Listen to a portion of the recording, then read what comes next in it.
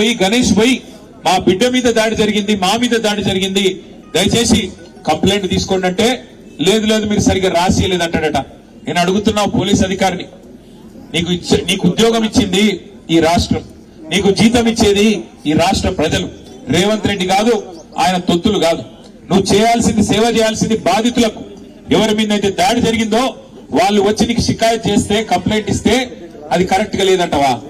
సోమోటోగా తీసుకోవాలి. నువ్వు తప్పు జరిగితే సోమోటో తీసుకోవాలి. సోమోటో అంటే నీ ఎంచట నీవే స్వచ్ఛందంగా తీసుకోవాలి. వాళ్ళు షికాయత్ చేసే అవకాశం కూడా ఇవ్వద్దు. కానీ నువ్వేం చేసినావు?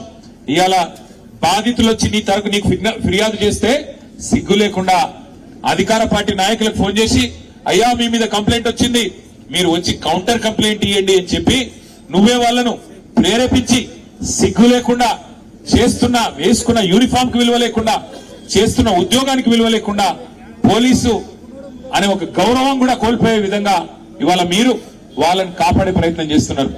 ఆ పాప చనిపోతే పెట్టాల్సిన కేసు ఏంది? హత్య కేసు కాదా? ఆ 8 మంది ఎవరైతే దాడి చేసిండ్రో వాళ్ళని జైల్లో పెట్టొద్దా? సిగ్గుందా ఈ నాగర్ కర్నూలు పోలీస్ యంత్రాంగానికి? నేను అడుగుతా ఉన్నా. ఇవాళ రోడ్డెక్కి ఆ తల్లి బిడ్డ చనిపోయి ఇంకా 3 రోజులు కాలే.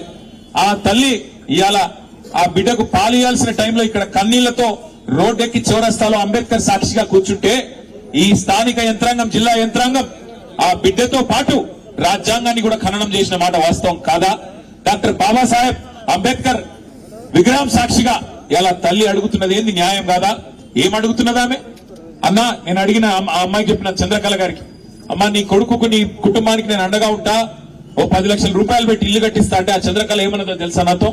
అన్న అది తర్వాత సంగతి అన్నా, మీరు ముందు వాళ్ళకి శిక్ష పడేటట్టు చేయండి, మీరు అసెంబ్లీలో మాట్లాడండి, మీరు మొత్తం రాష్ట్రం దృష్టికి తీసుకొని పోండి, మాకు సాయం చేసేది మీరు తర్వాత చేయండి, పర్వాలేదు, కానీ ముందు ఆ తల్లి, బిడ్డలు కోల్పోయిన తల్లి, బిడ్డని కోల్పోయిన ఆ తండ్రి, వారి ఆవేదనకు మీరు న్యాయం చేయండి అని మాత్రమే చంద్రకళ వాళ్ళ నాయనమ్మ కోరుతున్నది.